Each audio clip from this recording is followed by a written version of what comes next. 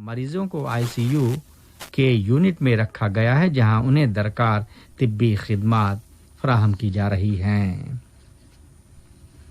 ये खबरें radio Qatar से नश्र की जा रही हैं। ओमानी वज़ारत सेहत ने आज ऐलान किया है कि कोविड-19 के 770 नए तस्दीक शुदा मामलात रिकॉर्ड किए गए, जिनमें 343 ओमानी शहरी और 427 तारकीन वतन शामिल हैं। इस रजिस्ट्रेशन के बाद सल्तनत में वायरस से मुतासरा अफराद की तादाद 15,086 हो गई, जबकि 72 मरीज सेहतियाब न हो सके, उनकी मौत वाक़ हो गई। बयान में रिकवरीज की तादाद 3,451 बताई गई है।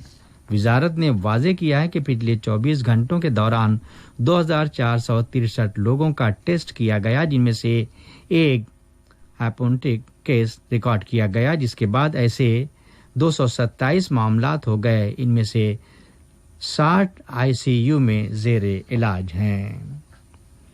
इराक में एक दिन के अंदर कोरोना वायरस के 1000 से ज़ायद नए केसेस रिकॉर्ड किए गए, जिसके बाद मुल्क में कंफर्म मामलात की कुल तादाद 10,000 तक पहुंच जाने का इम्कान है।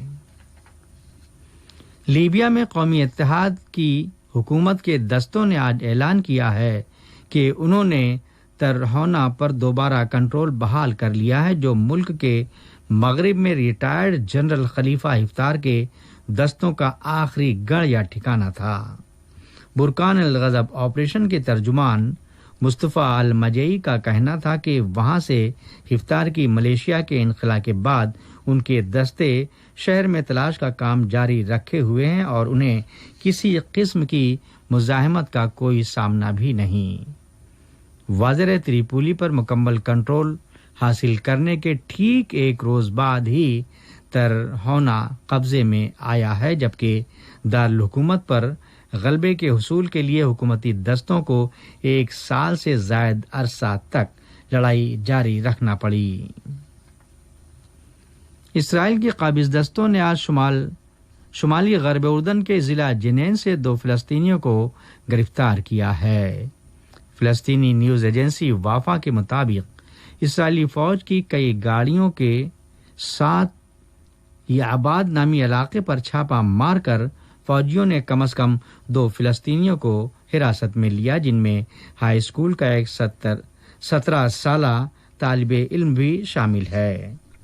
गिरफ्तारी से पेशतर इनके घरों की बाकायदा तलाशी ली गई थी। ख्याल रहे मई की 12 तारीख को इस शहर में एक इसराइली फौजी के सर पर पत्थर लगने से उसकी मौत वाक़ हो गई थी, जिसके बाद से यहाँ तकरीबन रोजाना छापा मारा जाता है और तसादुम के वाक़यात देखने में आते हैं। हुकूमत बरतानिया का कहना है कि जुमेरात को लंदन में मुनक़िदा ग्लोबल वैक्सीन सरबराह कॉन्फ्रेंस 7 बिलियन का फंड इकट्ठा करने में कामयाब हो गई है, जिससे दुनिया भर के कई मिलियन बच्चों को हिफाजती टीके लगाना मकसूद है। बरतानिया के वजीर आज़म बोरिस जॉनसन का कहना है कि कम से कम 8 मिलियन बच्चों की जिंदगियों को बचाया जा सकेगा। उन्होंने गेवी वैक्सीन अलायंस कॉन्फ्रेंस में फंड फराहम करने वालों का शुक्रिया अदा किया है। उन्होंने कहा कि जिस तरह हमारे पास नेटो की तरह एक अजीम फौजी इत्तेहाद मौजूद है, जिसमें मुल्कों की तरफ से मजमूई फौजी दिफा के लिए ताउन किया जाता है, बिल्कुल इसी तरह अब हमें मर्ज के इस मुश्तरका दुश्मन के खिलाफ मजमूई ताउन व दिफा की अशद जरूरत है।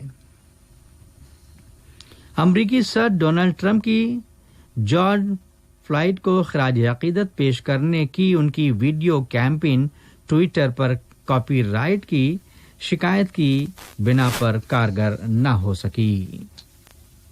और अफगानिस्तान के जनूबी सूबे जाबुल और शुमाली सूबे फरियाब में तालिबान के साथ हुई झड़पों में सिक्योरिटी फोर्सेस के 3 मेंबरान कत्ल हो गए। आज का नशिया खत्म होने से पहले अहम खबरों का खुलासा एक मर्तबा फिर समाअत फरमा लीजिए।